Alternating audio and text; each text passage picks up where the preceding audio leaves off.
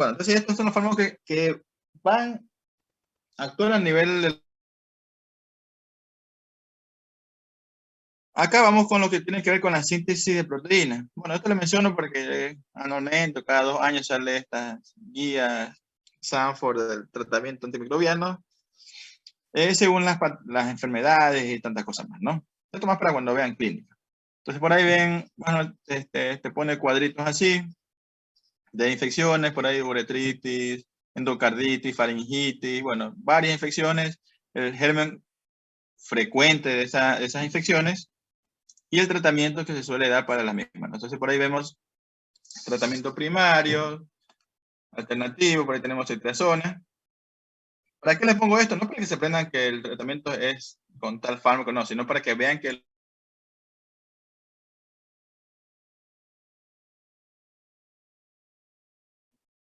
la idea es aprenderlo, porque son fármacos que se utilizan frecuentemente, ¿ya? Entonces por aquí vemos cetrazona, ¿ya? Cefotaxima, ¿ya? Cetrazona, por todos lados, cetrazona.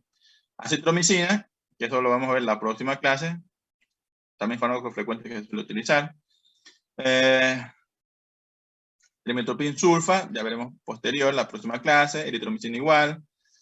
Y bueno, así, tetraciclina, que es lo que vamos a ver ahora. Penicilina benzatínica para sífilis. Varios fármacos que estamos viendo en esta clase y vamos a ver posterior. La idea es que son fármacos que se utilizan y la idea es aprender los parámetros que les está mencionando. Acá tenemos los más fármacos, cetrazona, ertapenem, levofloxacina, moxifloxacina, y bueno, eso ya veremos en la próxima clase. Aquí tenemos algunas bacterias patógenas con importancia clínica. Tenemos bacterias gram negativas, gram positivas. De las gram negativas tenemos el género Bordetella, Bruselas, Campylobacter, Escherichia, coli como tal, Klebsiella, Legionella, Pseudomonas, Salmonella, o sea, gran cantidad de este tipo de bacterias. La mayoría son bacilos gram negativos. Y las infecciones que pueden producir, ¿no? Por ahí sepsis, infección vías urinarias,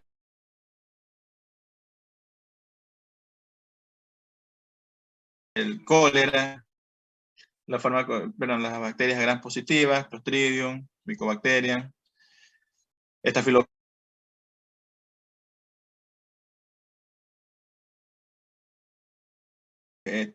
bacterias que te pueden producir infecciones por ahí, infecciones comunes o poco comunes.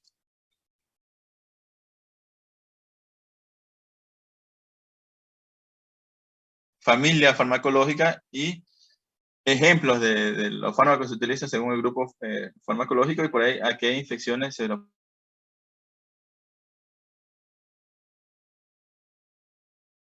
Según lo que hemos mencionado, tenemos lo que van a actuar o que tienen como mecanismo de acción lo que es síntesis de las paredes.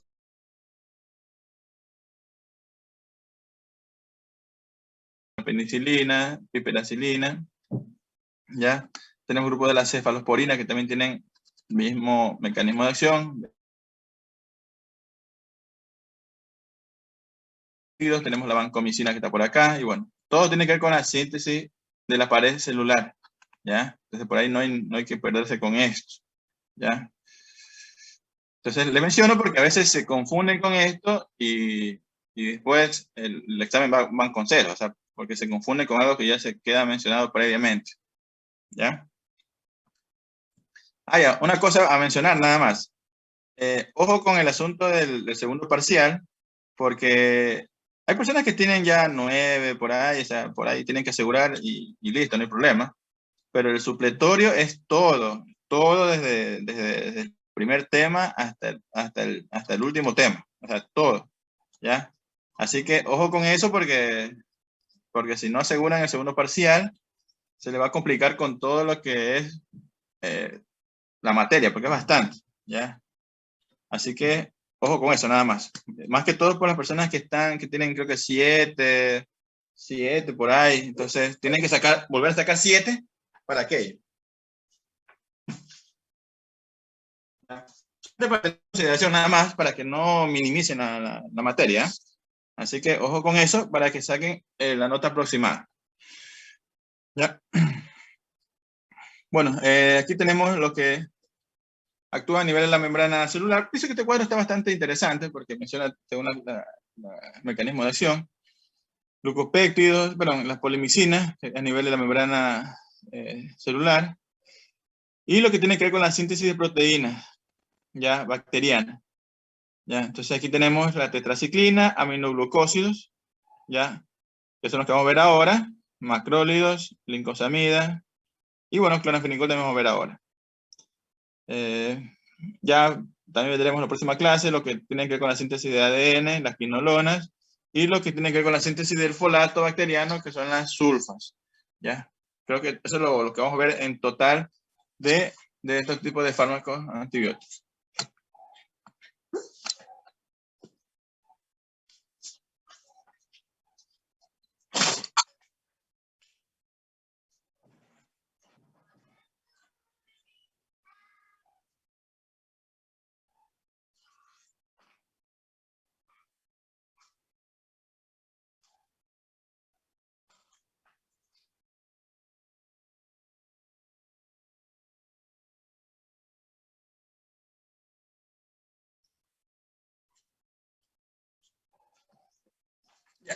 Entonces, este cuadrito ya lo hemos mencionado previamente, bueno, este gráfico de la bacteria con sus estructuras y de dónde van a actuar los grupos farmacológicos. Ahí vemos lo que tiene que ver con la síntesis de proteínas, con el ribosoma con su estructura 30S, 50S, y cuáles son y dónde van a actuar este tipo de fármacos, ¿no? Pues tenemos aminoglucósidos, tetraciclina, que es lo que vamos a ver ahora. Entonces aquí tenemos los aminoglucósidos. Entonces el mecanismo de acción de los aminoglucósidos son inhibidores bactericidas, miren, bactericidas de la síntesis de proteínas, ¿ya? Estos aquí van a atravesar lo que es la membrana celular porque tienen que llegar al nivel de los ribosomas, ¿ya?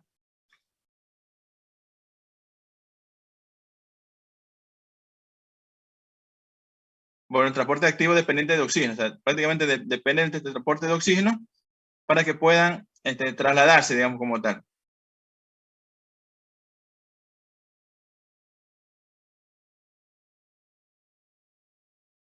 ¿Ya? Ojo con eso, o sea, por eso lo pongo hasta con negrillas, ¿ya? La acumulación intracelular es oxígeno dependiente, por lo cual los anaerobios,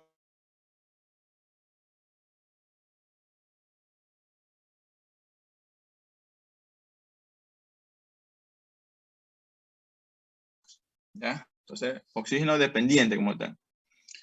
Los aminoglucósidos, por unión a las unidades ribosómicas 30S,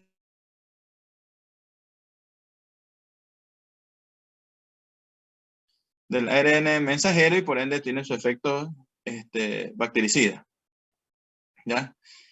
Su efecto como tal ya bactericida se potencializa cuando se da con fármacos inhibidores de la síntesis de pared celular. Por eso es que en algún momento van a haber tratamientos, qué sé yo, para ciertos germen de un aminoglucósido combinado con una aminopenicilina, que por ahí frecuentemente es la ampicilina. Ampicilina más gentamicina, ampicilina más amicacina, que son los que se suele dar frecuentemente para ciertos casos de infección. Entre los principales aminoglucósidos tenemos la gentamicina, estreptomicina, micacina, tobramicina y neomicina. Ahí, en general, de todas estas, las más frecuentes son la gentamicina, amicacina. ¿Ya? Entonces, a considerar ese tipo de fármacos.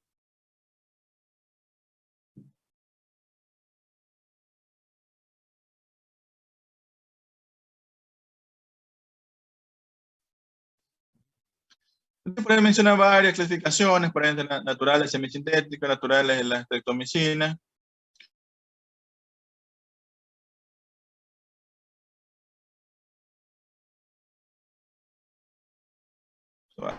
Acá directamente veamos la vía de administración. ¿Ya? Fármacos que se utilizan por vía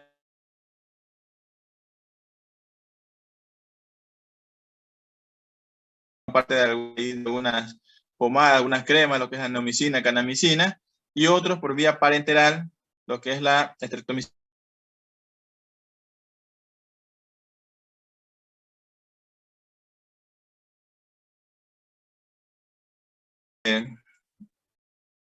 y también en ampollas para su uso parenteral, ¿no?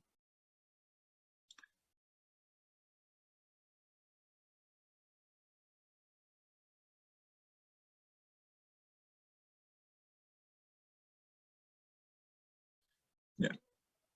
Tobramicina, micacina, bueno, tobramicina también es uso tópico, a veces también hay en gotas, tobramicina.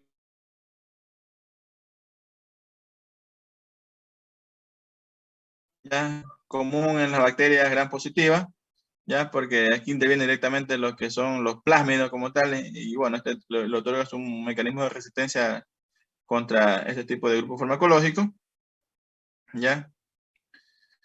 Eh, y bueno, todo esto es por lo que le dije de un comienzo, o sea, por el mal uso de estos tipos de fármacos, o sea, porque hacer fármacos comunes lo envían por cualquier cosa, ya. Por nadie le dicen, ¿sabes que tengo una infección? Ya ponte una ampolla de gentamicina y ya, como que ya con eso se soluciona.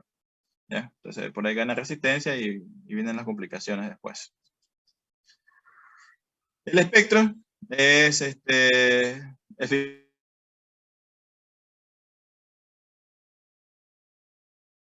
por ahí, ojo con ese tipo de espectro, ¿no? Más frecuente la gentamicina y un espectro más amplio la amicacina. Pero lo frecuente, yo le dije genta y amicacina, ¿no? Datos de farmacocinética, a tener en cuenta que no los absorbe el organismo por vía oral. Por ahí estos fármacos existen es de manera parenteral o de uso tópico frecuentemente, ¿no? Ya, a través de la placenta y no la barrera hematoencefálica. La eliminación, la depuración renal es proporcional a la tasa de filtración del glomérulo. Depende, pues, depende bastante de cómo está la función renal del paciente, ¿ya? Así que también este tipo de fármacos se hace ajuste de dosis en pacientes renales.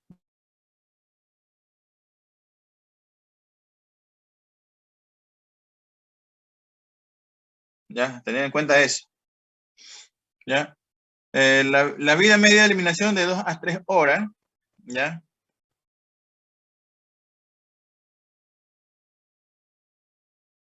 Produce menor nefrotoxicidad. Entonces, al tener una vida media de 2 a 3 horas, ¿qué es lo que llama la atención? Que se puede dar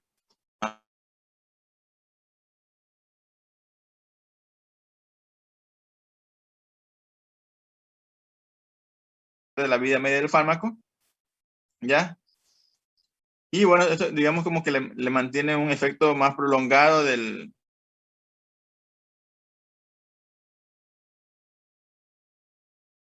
nefrotóxico, porque imagínense dar, qué sé yo, este fármaco frecuentemente cada 3 horas, cada 4 horas, entonces va a haber mayor daño renal. Entonces,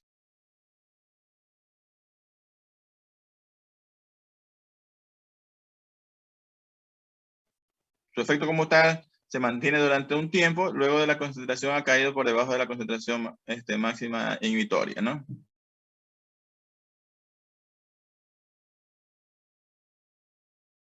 Una patología, ¿no? Y del germen que se va a atacar.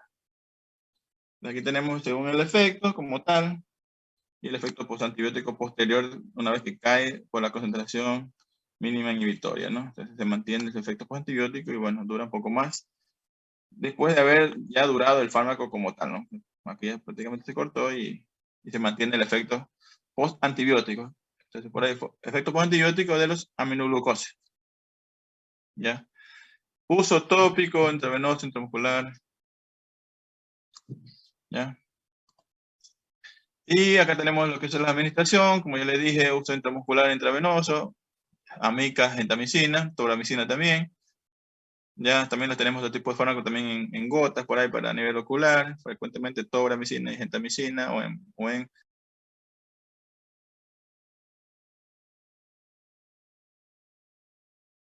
general. Miren cómo tenemos la semivida de estos fármacos. ¿Ya? Uso clínico, ahí tenemos la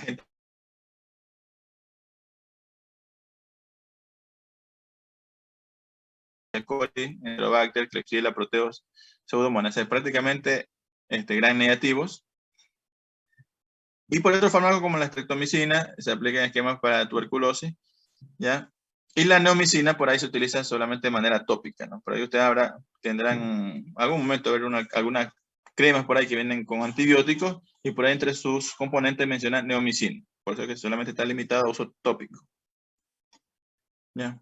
Aplicaciones terapéuticas por ahí para infecciones de vías urinarias, lo más frecuente. Ya por ahí una infección urinaria que amerite internación, lo que suelen aplicar de manera empírica es ampicilina más gentamicina.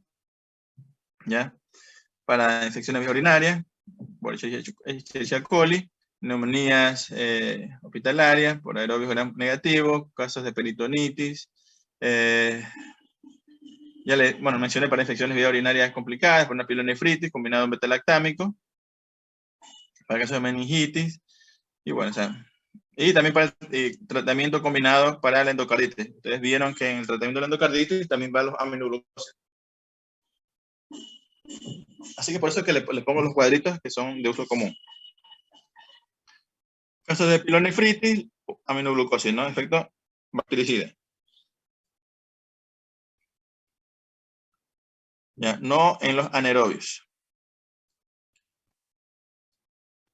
Bueno, por ahí tenemos el sinergismo que hay en los aminoglucósidos añadiéndose con los beta-lactámicos para infecciones moderadas a severas, ¿no? Ya. Y lo que abarca gran negativo, poco gran positivo.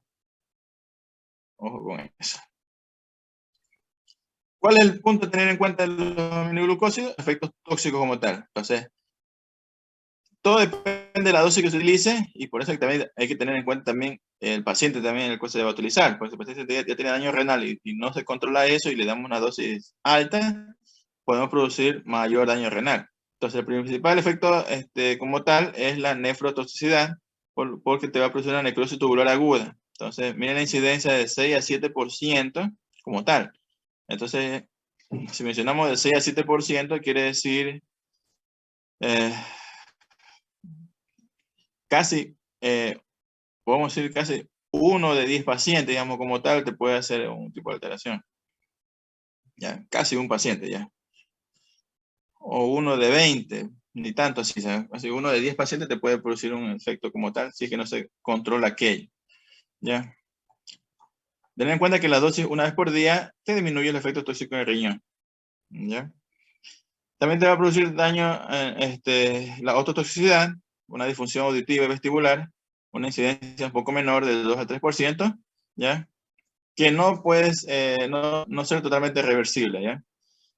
Puede manifestarse vértigo, ataxia, desequilibrio, hipoacusia, ¿ya? Por ahí la estreptomicina y la gentamicina tiene alteración más a nivel vestibular, tienen como alteración más en lo que es ataxia, desequilibrio, ¿ya? Y la neomicina y la amicacina más con lo que es audición. Entonces, ten en cuenta con el daño, la ototoxicidad, y qué fármacos te pueden producir mayor daño vestibular y lo que es audición, ¿ya?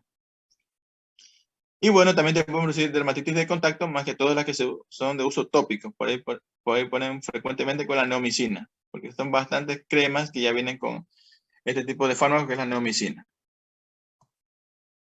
Entonces aquí tenemos efectos adversos, ototoxicidad, nefrotoxicidad, parálisis y alteración cutánea, ¿no? Por el contacto.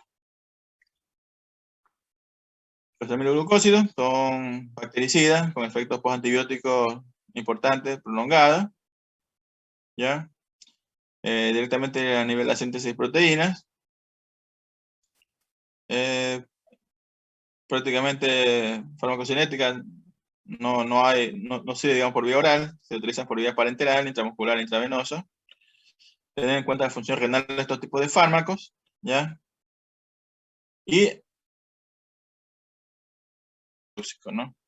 Por lo cual hay que tener en cuenta bien los efectos, la función renal de estos pacientes para no pasarnos la dosis.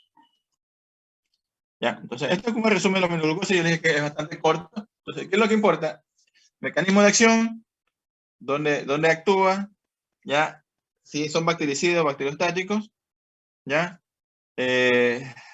Por ahí, ¿a qué germen se puede dar? En este caso, ¿a qué germen no me sirve darlo? ¿Ya? Infecciones que se puede tratar y efectos adversos. Otro grupo farmacológico, ya, esto falta poco, ¿no? Tetraciclinas. Por ahí tetraciclina como que ha ido, ya se usa menos, digamos, como tal, o sea, no es frecuentemente como hace algunos años. Ya, un antibiótico de amplio espectro. Ya ahí por ahí se menciona tetraciclina, oxitetraciclina, doxiciclina, minociclina, triciclina.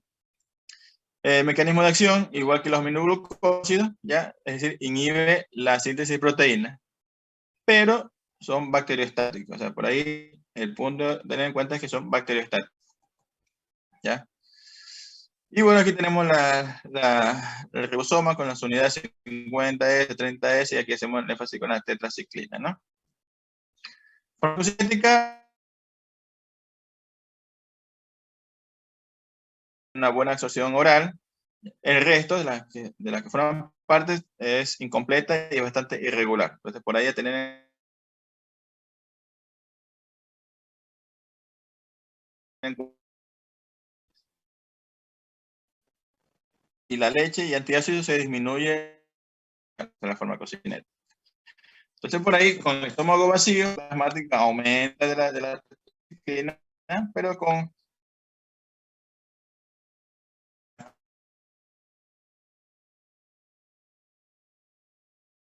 de fármaco con lo que es estómago. Y lo que por ahí el punto o el plus de este tipo de fármacos es las manchas dentales que te pueden producir, la hipoplasia dental, deformación ósea que te puede dar, por lo cual no se utiliza en niños ni en embarazadas. Ojo con estos de aquí, o sea, por allá estos son datos a tener en cuenta de los efectos adversos de este fármaco. Te produce daño hepático y te produce fotosensibilidad, y la minociclina por ahí te da efectos de mareos y náuseas. Miren los efectos adversos de los fármacos, ya, porque por ahí, si por ahí a poner fármacos que producen manchas dentales, ya por ahí saben qué poner. Entonces, alteraciones gastrointestinales, digestivas, ya, depósito de fármacos o a nivel de lo que es dental, a nivel óseo, alteración a nivel hepático, falla hepática, son fototoxicidad, vértigo, ya, y bueno, totalmente no dar en embarazo, ¿no?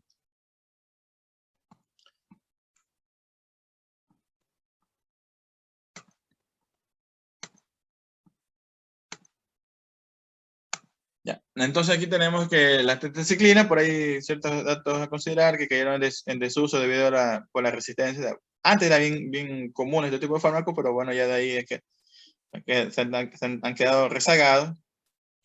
Pero por ahí, hace poco tiempo, por ahí como que otra vez se los quería mencionar, se los quería volver a utilizar porque ya los de uso común actualmente están ganando más resistencia, ¿no?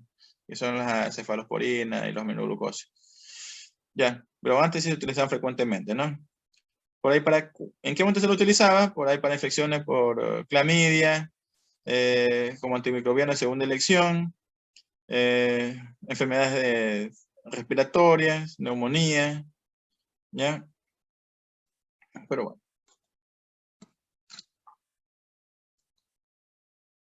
Tetraciclina, por ahí casos de uretritis, infecciones de tracto genitourinario, que se lo solía utilizar, ¿no?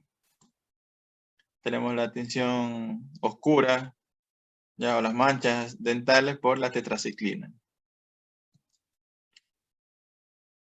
Y bueno, aquí tenemos varios usos de la tetraciclina, por ahí forma parte de un esquema de tratamiento de la Helicobacter pylori, no es el de elección, pero por ahí uno de los tantos esquemas que hay. Pero o sea, des en cuenta los efectos adversos de los fármacos también, ¿no? Por eso que quizás no sean de primera elección. Enfermedad del Lyme, microneumoniae, clamidia, cólera.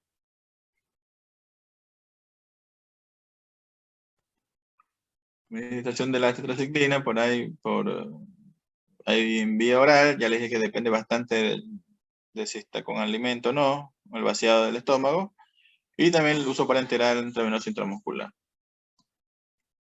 Eso con este grupo farmacológico. Entonces, tetraciclina, mecanismo de acción, son bactericidas, bacteriostáticos.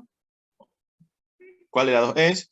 Ya les dije mecanismo de acción, la clasificación según la generación de este tipo de fármacos y efectos adversos.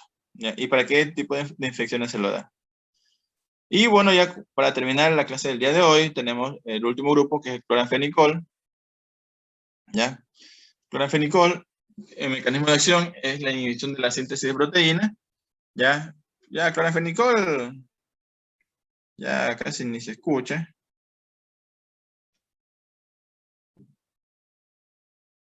Ya casi ni se escucha por ahí. Por ahí su espectro, amplio espectro, gran positivo, gran negativo, riquexia. Por ahí el espectro, por ahí la mayoría es bacteriostático y bactericida contra el hemófilo influenza. Y bueno, también la resistencia por la producción de cloranfenicol, de la acetiltransferasa y bueno, directamente por el asunto de los plásmidos que intervienen con los que son resistencia, cuando vimos en la primera diapositiva como mecanismo de resistencia. Farmacocinética, se absorbe por vía oral, se absorbe rápido y totalmente. Una concentración máxima plasmática de 2 horas, para enterar una semivida de 2 horas. La excreción, el 10% no se altera por la orina, el resto es inactivada por la parte hepática, ¿no? Efectos adversos importantes, mielodepresión y pancitopenia. Mielodepresión y pancitopenia. Entonces, el uso sistémico del clonafenicol debe limitarse a infecciones ya graves como tal, en el cual hay que ver riesgo-beneficio, ¿no? Por lo que les mencionó antes, por el riesgo de toxicidad hematológica. Por eso que, ojo con esto, o sea, ojo con efectos adversos acá, ¿no? Efectos, alteraciones hematológicas. ¿Ya? Entonces, ponen una balanza si el problema de riesgo-beneficio de utilizar este tipo de fármacos. Y ahí menciona para hemófilo influenza, que sea resistente a otros fármacos, o sea, no es fármaco de primera elección, sino que ya por ahí se lo utiliza si los otros por ahí no ayudan al tratamiento. Antes se lo utilizaba frecuente para el cuadro de la fiebre tifoidea, o sea, un tiempo. Cloranfenicol era como el tratamiento ideal, pero ya prácticamente ha quedado rezagado por otros fármacos como la ciprofloxacina o la moxicilina o como tal. Entonces acá tenemos cloranfenicol, uso terapéutico en meningitis bacteriana, infecciones por anaerobio, fiebre tifoidea. Ya le dije que ya no es de primera elección, antes sí lo era. Y bueno, alternativas a la tetraciclina. Y bueno, aquí tenemos un cuadro que hace referencia a los dos grupos bacterianos, tetraciclina y cloranfenicol. Son agentes bacteriostáticos que inhiben la síntesis proteína o proteica de manera reversible. Son de amplio espectro, ¿ya? Pero tener en cuenta que los problemas de toxicidad y de resistencia ya han limitado su uso, por eso que ya no son de primera elección y han quedado más rezagados, ¿ya? Tetraciclina, tratamiento de brucelosis, del cólera, infecciones de riquexia, contraindicada en niños, en embarazo, por su alteración en la formación de dientes a nivel óseo. Considerar la tigenciclina, ya que quizás por ahí tiene espectro importante de uso parenteral para infecciones complicadas, ¿no? Se utiliza bastante a nivel hospitalario porque es uso parenteral para infecciones que no ceden con los fármacos de primera elección. Cloranfenicol, tratamiento alternativo para infección de anaerobios. Y bueno, por ahí no se lo debe utilizar en el último trimestre de embarazo y ojo con los efectos hematológicos. Aquí tenemos la tigenciclina, se suele escuchar a nivel hospitalario, pero así mismo digamos, como última elección, o como por ahí cuando los otros fármacos no hacen efecto, la infección no se controla, por ahí utilizan la tigenciclina, ¿no? O sea, esta es que ustedes van a escuchar cuando está a nivel hospitalario.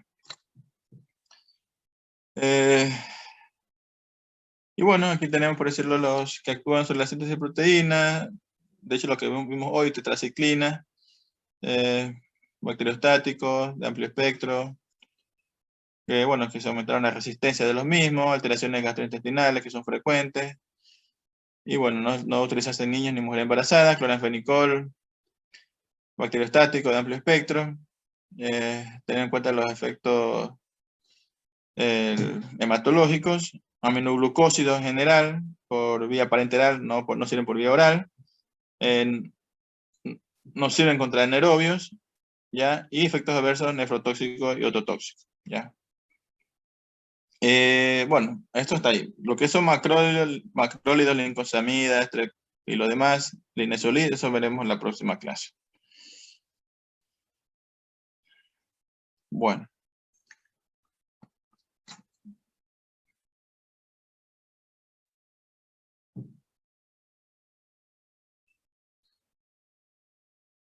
Bueno, entonces, bueno, eso es en total con estos grupos farmacológicos. O sea, la idea era darle lo más importante de estos fármacos. Prácticamente parece bastante, pero no es mucho. Pienso que más, parece ser más lío con los otros fármacos por ahí a nivel cardiovascular.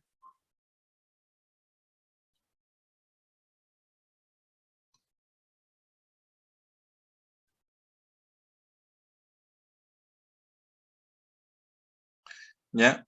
Pero la idea es que quede, por lo menos en mente, este grupo farmacológico, ¿no? Para que se le haga un poco más fácil al momento que vayan a leer y así el aprendizaje es lo mismo. Y bueno, no sé si hay